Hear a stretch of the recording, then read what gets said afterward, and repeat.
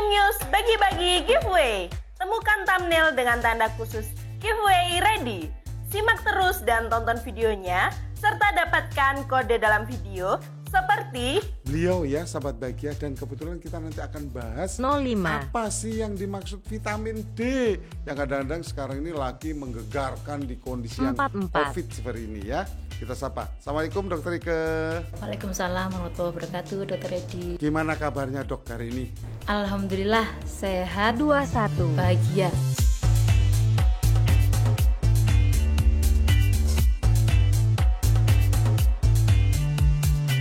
Jangan lupa follow sosial media Instagram Jatim News untuk mendapatkan pengumuman pemenang giveaway.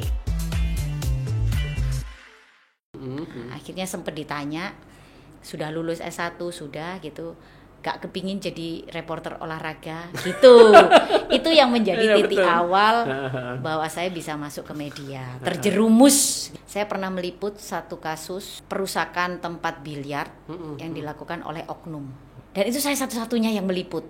Menjadi satu momen yang nyawa itu sudah menjadi taruhan. Diancam. Dan itu pistolnya tuh sudah di kepala. Sudah dikeluarkan dan sudah menikah belum, mati sudah di depan mata. Kasarannya kan begitu ya.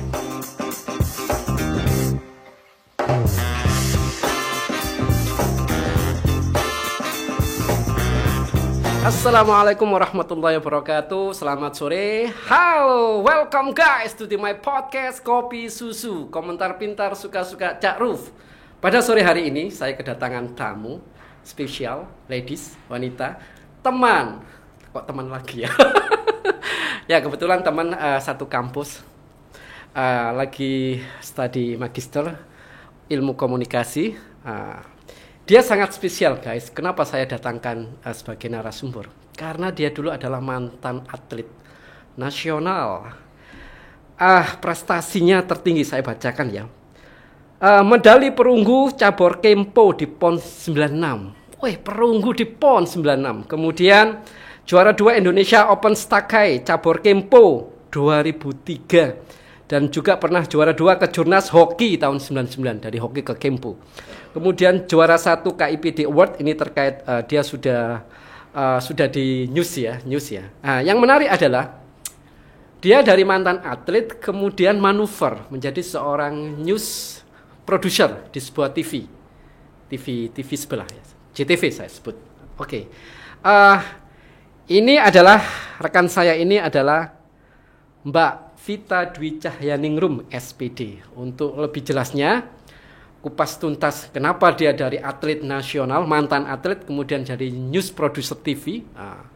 Kan sangat itu kan, maksudnya sangat jomplang kalau nggak salah, tapi dia bisa survive dan dia bisa sukses.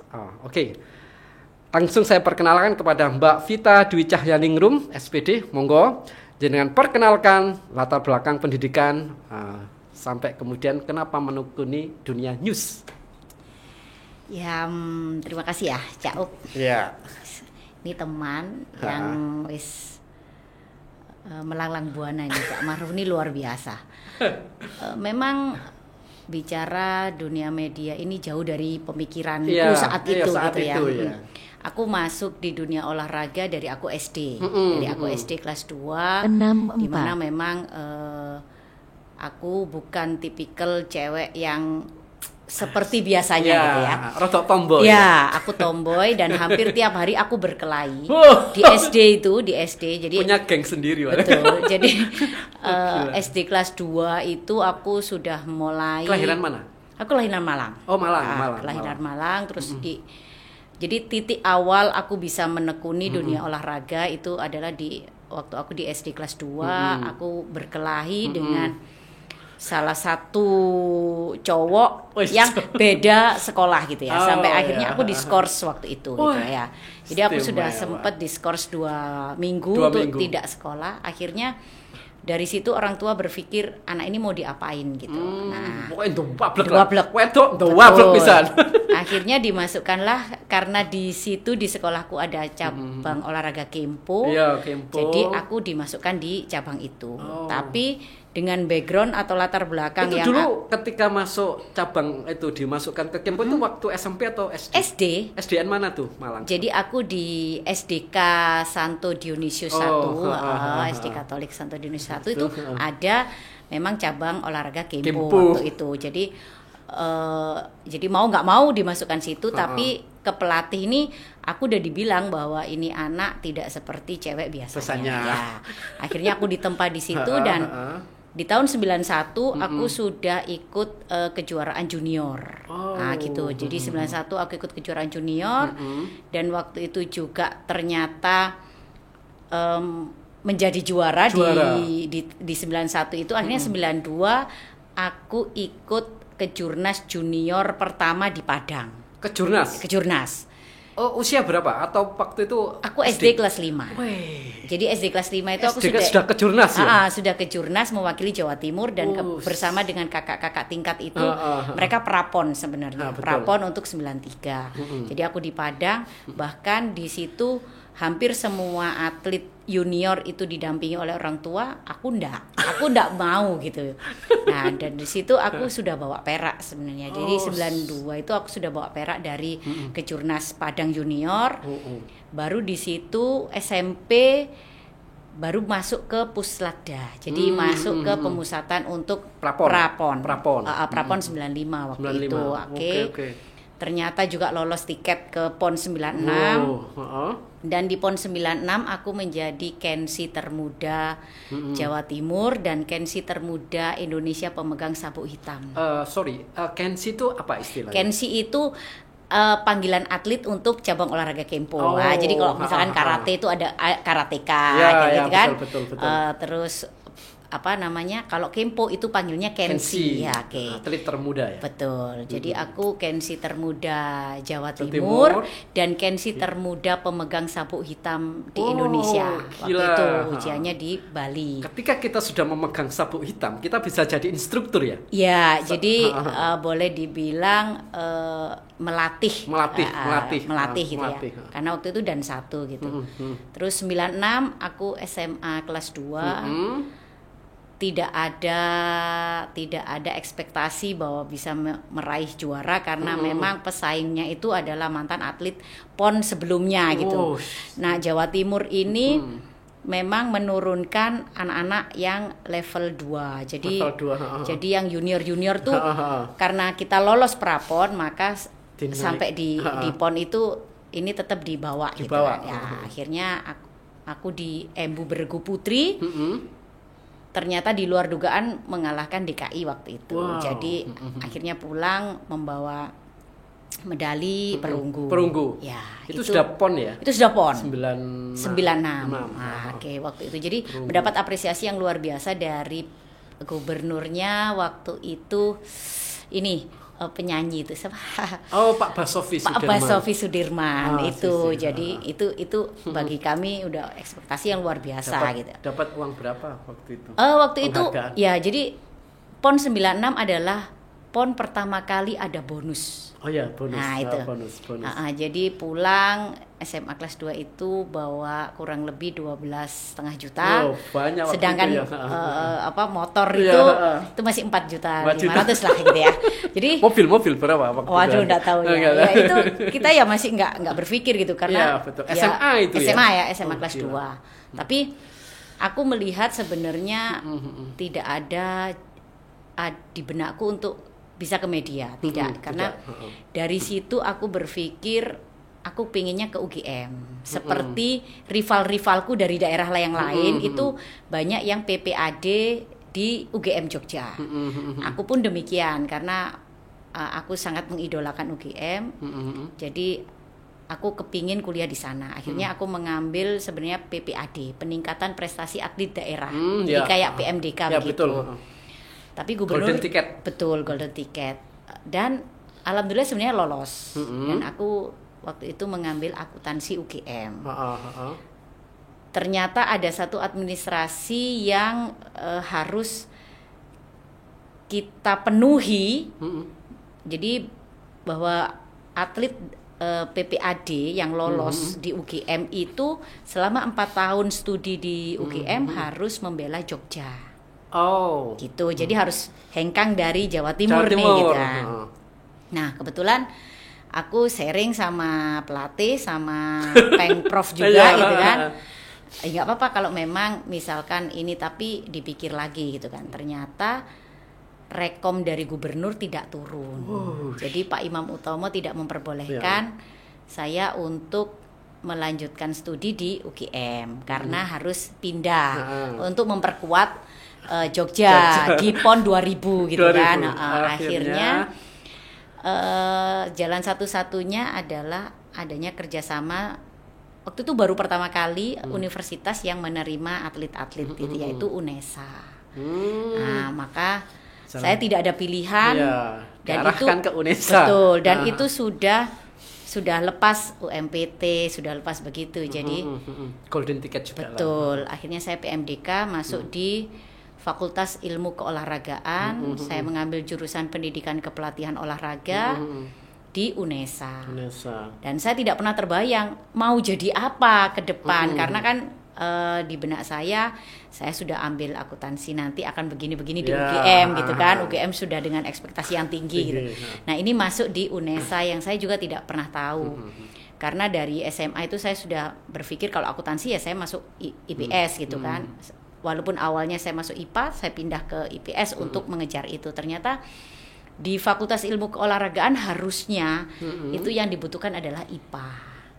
Karena ada beberapa mata kuliah yang di luar pemikiran saya gitu. Jadi ada ilmu faal, ada ilmu urai, kayak gitu. Terus ada biomekanik. Nah, ada bagaimana mengukur atlet ini tingkat fisiknya seperti apa, pola pelatihannya bagaimana. Nah, itu yang tidak pernah terbayangkan. Sport science. Betul.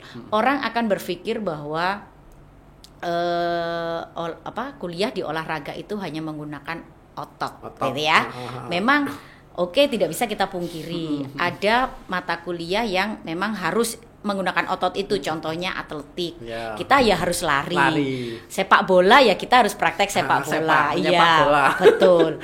Bola voli juga demikian. Tetapi ada teori-teori yang harus pakai otak. Iya, harus pakai otak. Jadi bagaimana mengukur atlet sprinter itu betul. Berapa kemiringan tubuhnya ya, seperti itu. Supaya mendapatkan daya dorong cepat. Betul, iya.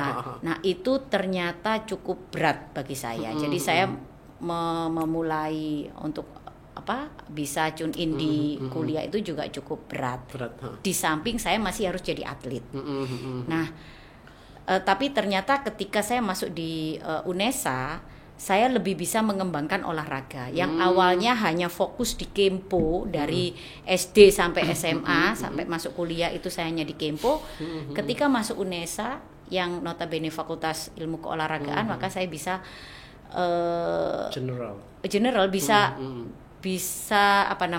mengeksplor lagi kemampuan di bidang yang lain. Salah satunya adalah hoki. Hoki itu menjadi salah satu UKM pilihan saya waktu itu. Karena mungkin background sudah atlet Kempo, maka hantaman-hantaman secara fisik itu sudah biasa. Saya terpilih di Kejurnas. Kejurnas 99, Kejurnas junior waktu itu. Bahkan juga terpilih seleknas untuk cabang olahraga hoki. Hoki itu kan grup ya? Tim kesebelasan. 11. Betul. Karena kita hoki lapangan hoki lapangan. Jadi ya seperti sepak bola gitu. Betul. Nah, itu sempat ikut seleksi nasional untuk pelatnasnya di cabang olahraga hoki, dan akhirnya cukup sulit bagi saya ketika harus memilih di tahun 99. Karena prapon Kempo saya lolos. Prapon hoki saya juga lolos. Wih, gila. Gitu. Ada dua cabang olahraga yang lolos. Mana yang harus dipilih? Begitu. Akhirnya ya karena saya dibesarkan dari Kempo. Akhirnya masuk Kempo. Saya tetap memilih untuk ponnya bertanding di Kempo. Ya, jadi di hoki saya bilang pelatih, dan enggak apa-apa karena kan ini kesebelasan, maka teman-teman yang lain masih bisa cadangan masih banyak, betul. Akhirnya saya di PON 2000 saya tetap bela Kempo Jawa Timur, dan di PON 2004 yang di Palembang saya juga tetap bela Kempo. Dapat medali? Yang di PON 2000 tidak, karena banyak faktor juga yang harus kita lalui sebagai tuan rumah. Memang sebagai tuan rumah itu full tim, tetapi dari secara finansial atau apa segala macam, karena juga sebagai tuan rumah itu butuh biaya yang besar juga. Kita waktu itu kalah hanya peringkat 4, tetapi waktu di Palembang alhamdulillah juga mampu membawa medali untuk Jawa Timur, dan itu menjadi titik awal di mana kehidupan saya harus berubah secara drastis gitu. Yang harusnya Palembang medali apa? Waktu Palembang medali perak. Untuk pasangan gitu. Pasangan putri. Nah, itu yang menjadi titik awalnya gitu, bahwa setelah saya lulus kuliah harusnya mengajar sebagai guru, karena lulusnya sarjana pendidikan gitu. Tetapi di PON Palembang kebetulan teman-teman dari media itu meliput. Akhirnya sempat ditanya, sudah lulus S1 sudah gitu, gak kepingin jadi reporter olahraga gitu. Itu yang menjadi titik awal bahwa saya bisa masuk ke media, terjerumus gitu ya, terjerumus di dunia media. Akhirnya karena ya terbiasa diwawancara sebenarnya dengan teman-teman dari tahun 96 itu, teman-teman sudah sering wawancara, sering bikin profil gitu kan tentang atlet. Dari situ saya cuman berpikir, oh enak ya gitu. Saya kan tipikal orang yang tidak suka di zona nyaman. Betul. Saya tipikal orang yang senang pergi-pergi, senang keluyuran, traveling gitu, mumet aja ya. Jadi bahkan kehidupan kelaki-lakian itu yang membuat saya tertantang gitu kan. Betul. Kayak dunia reportase itu kan dunia yang tidak semestinya bagi perempuan. Dari situ tuh saya coba mengiyakan bahwa bisa gitu. Saya bukan anak komunikasi gitu. Saya bukan lulusan komunikasi, tetapi apakah saya cukup mampu? Betul. Akhirnya saya melamar dan melamar di mana? Melamar di JTV memang. JTV. Iya, karena yang mewawancara dan memberi kesempatan JTV. Dan mungkin Cak Up juga kenal bahwa yang ngetes saya itu salah satunya juga Cak Amu. Nah, ya, Cak Abdul Muiz ya. Cangkir Cak Amu. Cak Amu, betul. Jadi Cak Amu menjadi salah satu senior yang luar biasa. Waktu itu terus dites, akhirnya saya lolos menjadi reporter olahraga cewek satu-satunya di JTV. Nah, karena semuanya cowok nih. Nah, tapi saya juga satu-satunya yang lulusan olahraga. Karena yang lainnya ini kan ya dari komunikasi, dari bahasa, umum. Dari umum gitu. Jadi saya cukup tahun berapa Vita? 2004. 2004 saya masuk di JTV sebagai reporter olahraga. Dan liputannya ya seputar olahraga yang sudah di luar kepala gitu ya. Karena juga saya juga kuliah 4 tahun di situ. Sudah tahu orang-orang KONI. Betul, orang-orang KONI Jatim, pelatih, ya betul. Jadi ada aksesnya sudah ada. Betul, hal-hal yang mungkin sulit bagi yang lain, ya, itu mudah bagi saya gitu. Itu menjadi privilege bagi saya betul. Gitu untuk bisa mendapatkan sesuatu yang unik-unik yang kadang tidak diketahui oleh publik. Jadi bisa liputannya pun bisa lebih in-depth reporting, tetapi memang ada kendala karena saya bukan dari komunikasi, maka saya harus belajar bagaimana menulis naskah karena di JTV waktu itu 2004 itu adalah masa sulit. Nah, masa sulit kan baru mengawali saya tahun kedua, atau tahun ketiga gitu kan ada di JTV, jadi cukup sulit. Jadi kita reporter juga harus ambil gambar kayak gitu, sedangkan saya background untuk melakukan syuting itu tidak bisa, ya saya harus belajar gitu. Oke. Setelah itu akhirnya zona nyaman saya. Saya pergi kemana-mana tanpa harus mengeluarkan uang. Itu yang terpenting gitu ya. Saya suka traveling, suka pergi kemana-mana. Yang ini dibayar. Akhirnya jadi keterusan. Saya tidak. Kemudian saya tidak berpikir untuk mengaplikasikan ilmu saya di bangku kuliah untuk mengajar karena terlalu enjoy dengan aktivitas peliputan yang kadang orang mau masuk ke situ aja susah. Misalkan pertandingan tenis misalkan, itu kan juga cukup elit, Iya. mau masuk ke situ juga bayarnya mahal, Iya. sedangkan kita ya masuk aja gitu. Terus liputan sepak bola, live report Iya. kayak gitu, akhirnya cukup dikenal di kalangan olahraga juga gitu. Itu yang pertama. Tapi ada hal yang terus kemudian saya harus berpikir ulang karena ada satu eksekutif produser itu karena melihat saya background olahraga, masuk di reporter olahraga karena Pojok Arena itu tadi di JTV, akhirnya saya dipindah. Kamu terlalu mudah kalau hanya berkutat pada olahraga yang itu bidangmu gitu kan. Terus akhirnya saya dipindah di umum. Kriminal. Iya, jadi di liputan umum dan itu minta ke Cak Amu gitu. Cak ini iki arek tak cukup yo kayak umum, arek wedoke kurang gitu. Oh, ada kurang. Betul. Memang kekurangan awak waktu itu. Betul, satu kekurangan awak, yang kedua juga mungkin dilihat arek iki rodok ndelurung ya, dalam tanda kutip gitu. Tantangannya kurang ini. Betul, wah, enak-enak aja, kamu nyaman-nyaman aja gitu kan, enggak ada tantangan. Akhirnya saya dipindah di umum. Dan dimasukkan memang di atau liputan kriminal gitu. Walaupun liputan pendidikan, kesehatan, juga budaya meng-cover. itu juga mengcover, tapi tandem sih sebenarnya dulu tandem. Akhirnya fokus lebih ke kriminal. Pos saya mulai Polda, Polrestabes kayak gitu, terus angkatan-angkatan kayak gitu. Nah, kenal Anas Miftahuddin. ya betul. Karena memang kehidupan malam akhirnya saya jalani. Hampir itu tahun berapa kau dipindah ke Dex Kriminal? 2005. Jadi saya tidak lama di reporter olahraga. Oh, saya sudah di Ayo Rek dan di belakang meja sudah redaktur. Ya. Saya 2005 itu akhirnya mencoba hal yang baru lagi. Untungnya juga kantor sangat untuk peningkatan SDM gitu ya. Jadi ketika ada pelatihan yang dilakukan oleh pihak kepolisian itu, saya diikut sertakan gitu. Pelatihan apa? Jadi kayak pelatihan in-depth reporting, tapi lebih kepada kasus. Jadi kayak kayak betul.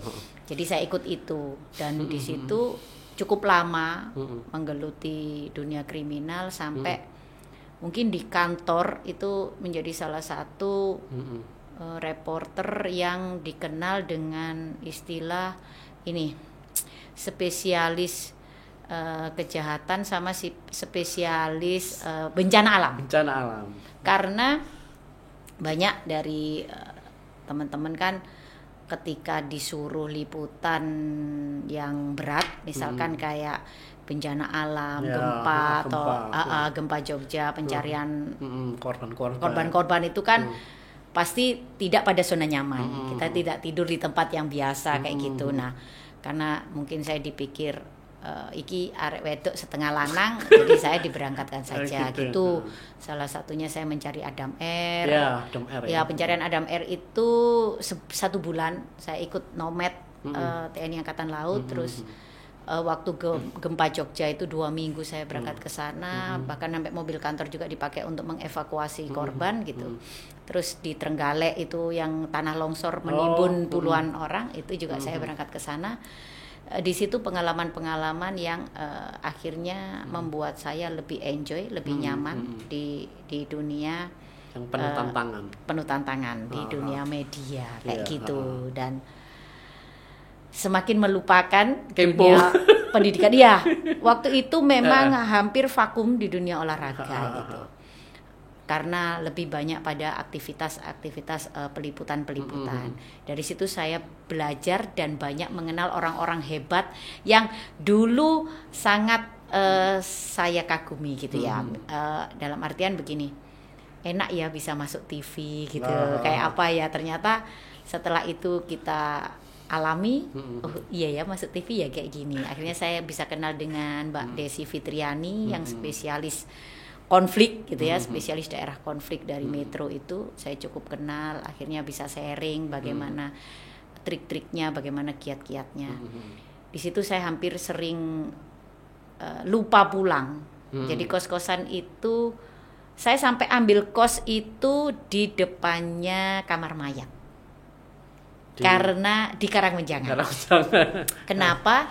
Karena hampir setiap saat ketika ada 810 Iya, ya, betul. ada tembak Ya, mati, ya, ada 810. korban laka, ada apa itu, saya cukup jalan kaki saja ke kamar mayat. Dulu itu kan reporter GTV dikasih kamera kecil itu kan. Betul. Iya, heeh. Jadi kita harus liputan itu. Nah, sedangkan hari-hari dini hari atau apa kan kita standby. Dulu itu Belum merit ya waktu itu? belum. Kan? Belum. Jadi dulu itu meski kita perempuan masih ada piket malam. Jadi kita piket sampai pagi, sampai Ya, dini hari, ya, sampai dini betul, hari ya. betul. Jadi dunia malam itu bagi saya sudah ya seperti biasa gitu. Dan kita dulu pernah punya geng namanya Bandit TV. Itu adalah kumpulan dari reporter-reporter baik cetak ataupun TV yang biasanya meliput kriminal di tengah malam kayak gitu, termasuk Mas Ana. Ayo dulu ada. Khusus spesialis malam. Mas Cardono, Iya, AJP kayak gitu. Terus ada Dodi kalau di Iya. TV7 dulu. Iya, Terus itu yang hampir mungkin tidurnya di jam 3, jam 4 gitu. Dan saya seringkali sebenarnya mengalami hal yang akhirnya membuat saya sebenarnya gini. Galau. Iya, galau itu dalam artian gini. Apa sih yang mau tahu cari dalam hidup gitu loh. Masa mau gini-gini terus. Dengan berbagai macam bahaya. Karena apa? Seringkali saya mendapatkan berita itu eksklusif dan itu menyangkut nyawa. Contohnya adalah saya pernah meliput satu kasus perusakan tempat biliar yang dilakukan oleh oknum TNI. Dan itu saya satu-satunya yang meliput. Kan gambar langsung, Yes, merekam kan? betul. Itu kan saya merekam. Akhirnya saya pun sudah diancam. Nah itu. Loh, ketika Anda waktu ada kasus biliar itu, memang pada waktu itu di situ atau memang ada sumber? Iya. Ya langsung gini. Jadi itu muncul. pagi hari sebenarnya. Pagi hari saya itu cari sarapan Mm-mm. di daerah Jalan Kedondong. Nggak tahu kok ya lewat situ aja. Tahu-tahu ada keributan di situ. Nah ini momen yaitu kadang Bawa itu saya kamera. mendapatkan keistimewaan gitu. Iya, Pas momennya The right dapat. moment. Betul. Kalau TV itu kan harus audio Gambar. visual. Ya, Nah, betul. kalau kita nggak turun ke lapangan kan tidak bisa. Itu menjadi satu momen yang nyawa itu sudah menjadi taruhan. Diancam.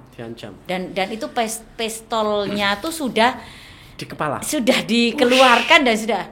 Aduh. Saya sempat telepon kantor juga sebenarnya, Mas Iki. Konsultasi. Konsultasi. Muat atau tidak? Bagaimana ini? Apakah saya teruskan atau seperti apa gitu? Tapi ternyata juga ini yang akhirnya sampai detik ini kami sebagai jurnalis itu sebenarnya juga ingin kayak organisasi kita kayak PWI atau apa itu bagaimana sih bisa mengayomi, melindungi hak-hak dari jurnalis kayak gitu, karena ketika sudah berurusan di lapangan itu nyawa sebenarnya. nyawa Kadang. dan itu harus kita sendiri yang menyelesaikan. Oh, gitu. Nah, untungnya di tahun 2005 kan saya sudah ngepost kriminal tapi ya. dimuat itu. Iya, karena begini, Dimuat. betul dimuat Dimuat. dan akhirnya enggak masalah karena di 2005 itu kan saya ngepost nih di TNI Angkatan Laut, Angkatan Darat, Angkatan Darat kan. Jadi kepala dan intelnya kan kita juga kenal nih ya. Akhirnya saya telepon dan intel waktu itu, walaupun beliau tuh sudah pindah di satuan yang lain. Tapi dulu beliau dan intel saya telepon bahwa ini ada kasus begini-begini gitu kan. Akhirnya si bapak tadi bicaralah dengan mantan dan intel itu gitu. Akhirnya oh ya itu wartawan yang kita kenal gini-gini. Akhirnya kita dikasih tahu kan bahwa 23 tetap sesuai dengan kode etik jurnalistik ya. Oke, inisial kayak Oh, gitu-gitu. gitu. Oh ya, itu kan memang Iya, terus di blur kayak gitu-gitu kan. Itu memang udah ranahnya kita gitu kan. Akhirnya dari yang awalnya kita tidak boleh meliput, akhirnya kita mendapat akses bahwa kita tahu oknumnya siapa seperti itu. Jadi tayang waktu itu masih ada program Borgol. Nah, di JTV ada program Borgol. Itu akhirnya tayang di program Borgol dan tidak mendapat masalah karena memang real fakta di lapangannya seperti itu. Itu satu kasus. Beda Yang kedua adalah kalau Mas Ma'ruf masih ingat ada mobil Satpol PP mobil anggota dewan dipakai mukuli Satpol PP, ingat waktu itu di Polres Surabaya Utara. Itu juga menjadi kasus. Saya didatangi ke kantor. Meliput langsung on the spot. Ya, saya memang meliput dan saya memang diajak kasat waktu itu. Nah, kasat reskrim terus ternyata itu menjadi masalah. Ada orang yang ke kantor ya kita tahu gitu kan. Dan itu ya cukup membuat ya merinding lah. Dari situlah saya berpikir masa mau gini-gini terus gitu. Betul. Pernah mau keluar aja lah, hidup yang normal saja. Tantangan sudah cukup lah gitu kan. Menikah belum, mati sudah di depan mata, kasarannya kan begitu ya. Tantangan belum lagi Adam R itu sebulan itu aduh sudah yang luar biasa gitu. Dari situ akhirnya berpikir masa kayak gini-gini terus gitu. Nah, akhirnya itu ada kesempatan dari reporter itu naik menjadi produser, redaktur kalau istilahnya di koran, betul. Jadi supervisornya reporter itu betul. Kalau di koran redaktur, kalau di TV apa? Produser. Dia punya anak buah merentah-merentah. Ya, minta tolong lah liputan ya. Gitu dan di tes waktu itu ada Pak Aka, Pak Aka itu Surya Aka terus ya. Karena saya awal masuk dulu Pak Aka juga waktu itu jadi apa? Sudah Pemret. Oh, Pemret. Ya, masih Pemretnya Pak Aka, terus juga Mas Arif Afandi juga masih sering ke situ. Kan dulu saya masuk itu Pemretnya masih Pak Arif Afandi. Nah, itu terus akhirnya naik jadi produser. Agak sudah aktivitas lapangan berkurang sampai ya hanya liputan-liputan khusus atau live event yang terus kemudian bisa kita turun lapangan lah intinya gitu. Kalau yang biasa-biasa itu anak buah lah. Iya, tapi juga tidak di zamannya Mas Imam Syafi'i, Pemret yang sekarang anggota dewan, itu saya pegang program namanya Mantili, Aman Terkendali. Nah, itu malah liputan kriminal yang jadi kayak mungkin kalau di TV yang lain 86 gitu kan ya ada program 86. Jadi saya turun ke lapangan. Itu saya diajak oleh Polda itu meliput kampung narkoba. Meliput kampung narkoba di Madura, di Pamekasan. Itu lebih ngeri. Itu sudah tembak-tembakan, sudah celurit juga sudah ini. Nah, disitulah akhirnya saya ya wis lah gitu. Ya memang ini mungkin dunia saya. Dari yang olahraga terus harus sekarang berkecimpung di sini, tidak di dunia pendidikan lagi, tapi akhirnya saya jalani bahwa memberitakan sebuah fakta untuk bisa disajikan ke pemirsa itu sudah menjadi bagian dari pendidikan, dari mengedukasi masyarakat, begitu. Dan itu saya pikir ya sudahlah, ini jalan hidup saya jalani, saya nikmati gitu ya, nikmati, saya syukuri dan ya mungkin Tuhan kasih ini karena dipikir kamu cukup enjoy daripada nanti kamu kalau ngajar jadi guru kamu tidak nyaman ya. Kan ini kan kita masih bisa jalan-jalan, bisa keliling-keliling kayak gitu sih Mas Ma'ruf. Tapi akhirnya sekarang dunia olahraga ternyata harus kembali saya tangani karena saya juga walaupun tidak jadi atlet tapi lebih kepada kepengurusan. Jadi saya juga masih pengurus Pengprov Kempo. Ikut bantu juga di pengurus KONI Kabupaten Sidoarjo juga gitu. Jadi masih ikut bantulah di olahraganya, masih jalan terus. The last one, Mbak Vita. Mungkin ada tips supaya para viewer khususnya anak-anak muda bagaimana sukses meskipun dari sisi latar belakang yang beda kemudian bisa beradaptasi dengan cepat dan cukup sukses juga, apa tipsnya? Aku bisa bilang begini bahwa peluang di jurnalis atau peluang usaha lah ya di era saat ini atau ke depan itu kan berkembang pesat ya. digitalisasi sudah terbuka luas. Jadi tidak ada yang tidak mungkin. Dari semua disiplin ilmu, baik kalian lulusan apapun, jika kalian tekuni, jika kalian geluti dengan sepenuh hati, jika kalian akan menemukan passion kalian sendiri. Betul. Itu yang menjadi pelajaran berharga bagi saya itu. Dan kalau untuk kita kayak aku gitu lulusan olahraga itu peluangnya sangat besar karena sangat sedikit lulusan olahraga yang mau menjadi jurnalis. Gitu.